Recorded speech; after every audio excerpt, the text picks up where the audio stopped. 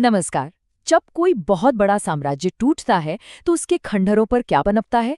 आज हम एक ऐसे ही किस्से को समझने वाले हैं। एक बहुत ही समृद्ध और शक्तिशाली राज्य के जन्म की कहानी।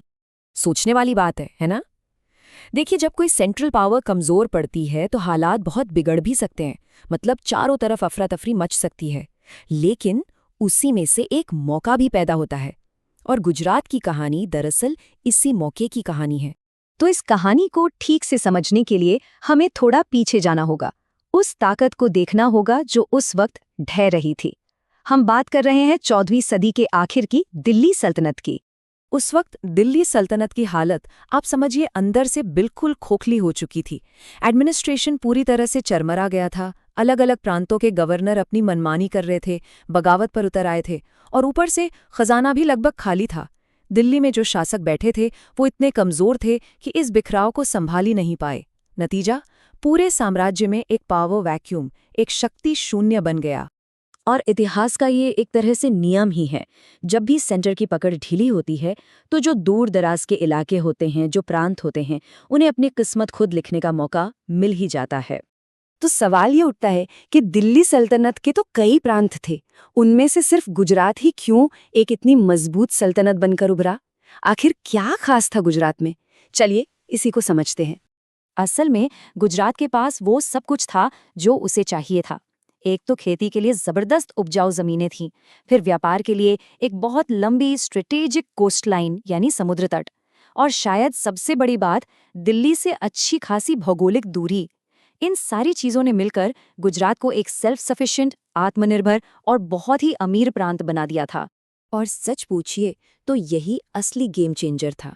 जो व्यापार से पैसा आ रहा था उसने गुजरात को आर्थिक तौर पर इतना मजबूत कर दिया कि अब उसे दिल्ली की तरफ देखने की कोई जरूरत महसूस ही नहीं होती थी। तो अब सीन तैयार है। एक कमजोर होता केंद्र और एक अमीर आत्मनिर्भर प्रांत। अब बस एक किरदार की जरूरत थी जो इस मौके को भुना सके, और वो किरदार थे जफर खान। दिल्ली ने ही उन्हें गुजरात का गवर्नर बनाकर भेजा था। जफर खान ने जो रास्ता अपनाया वो बहुत ही दिलचस्प है। उन्होंने कोई खुली बगावत नहीं की, कोई लड़ाई नहीं लड़ी।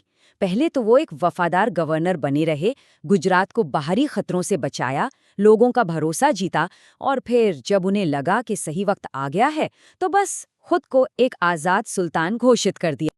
और वो साल था 1407।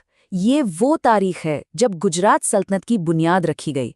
ये मध्यकालीन भारत में एक नए दौर की शुरुआत थी, एक नए पावर सेंटर का उदय। इस बात को समझना बहुत जरूरी है।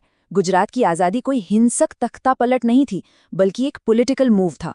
जफर खान ने बस किया ये कि जो एडमिनिस्ट्रेटिव सिस्टम पहले से उनके कंट्रोल में था, उसी को एक स्वतंत्र राज्य में बदल दिया, बहुत ही होशियारी से। तो ठीक है, सल्तनत तो बन गई, लेकिन इसकी ताकत का असली राज क्या था? वो क्या चीज थी जो इसे चला रही थी? जवाब एक शब्द में है: समुद्र। आइए जरा इस सल्तनत के इकोनॉमिक इंजन को करीब से देखते हैं। यहाँ पर जो फर्क है वो बिल्कुल साफ है। एक तरफ थी दिल्ली सल्तनत, जिसकी पूरी कमाई जमीन से आने वाले टैक्स यानी लगान पर टिकी थी, और दूसरी तरफ थी गुजरात सल्तनत, जिसकी असली ताकत थी समुद्र, उसके बंदरगाह और दुनिया भर से होने वाला व्यापार। सोचिए जरा, गुजरात के बंदरगाहों से शानदार सूती कपड़े, नील और मसाले पूरी दुनिया में एक्सपोर्ट हो रहे थे, और बदले में क्या आ रहा था? लड़ाई के लिए बेहतरीन अरबी घोड़े और रईसों के लिए लग्जरी का सामान। ये एक ऐसा टू वे ट्रेड था जिसने सल्तनत को सचमुच मालामाल कर दिया था। मतलब गुजरात सिर्फ एक राज्य नहीं था जो व्यापार कर रहा था, ये तो एक तरह का पोर्ट स्टेट बन गया था, उस जमाने के ग्लोबलाइजेशन का एक बड़ा हब।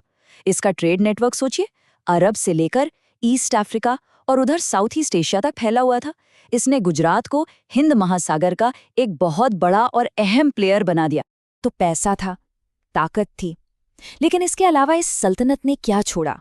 इसकी विरासत क्या थी? आइए अब इसकी संस्कृति और आखिर में इसके पतन पर भी एक नज़र डालते हैं। सल्तनत के पास जो दौलत थी और जो एक खुला कल्चर था, उसका असर आर्किटेक्चर में साफ दिखता है। एक बिल्कुल अनोखा इंडो इस्लामिक स्टाइल उभर कर आया। अगर हम अहमदाबाद की जामा मस्जिद को देखें या वहाँ की मशहूर बावड़ियों को, तो उसमें इस्लामिक और लोकल गुजराती डिज़ाइन का एक खूबसूरत संगम नजर आएगा। ये एक दूसरे को रिप्लेस नहीं कर रहे थे, बल्कि मिलकर कुछ नया बना रहे थे, एक सिंथेसिस। तो कुल मिलाकर इस सल्तनत का सफर लगभग 165 साल का रहा। 1407 में जफर खान ने इसकी शुरुआत की। 15वीं सदी के बीच में अहमद शाह और महमूद बेगड़ा जैसे शासकों के दौर में ये अपने पीक पर पहुंची।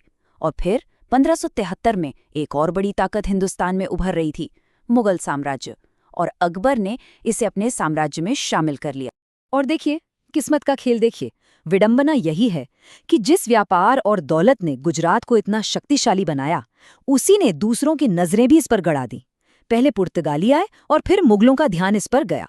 तो जो इसकी सबसे बड़ी ताकत थी, वही आखिर में इसके पतन की वजह भी बनी। और ये जो एक लाइन है, ये पूरी कहानी का निचोड़ है। गुजरात की कहानी सिर्फ एक राज्य के बनने की कहानी नहीं है। ये इस बात का एक क्लासिक एग्जाम्पल है कि कैसे मध्यकालीन भारत में पावर दिल्ली जैसे एक सेंटर से निकलकर अलग-अलग रीजनल ताकतों के हाथ में जा रही थी। ये पावर के डिसेंट्रलाइजेशन की कहानी है। तो आखिर में एक सवाल सोचने के लिए छोड़ जाते हैं। हम अक्सर इतिहास को जमीन पर लड़ी गई जंगों और सल्तनतों से जोड़कर देखते हैं, लेकिन गुजरात की कहानी हमें ये याद दिलाती है कि इतिहास का एक बहुत बड़ा हिस्सा शायद जमीन पर नहीं, बल्कि समंदर की लहरों पर लिखा जाता है। इसके बारे में सोचिएगा जरूर।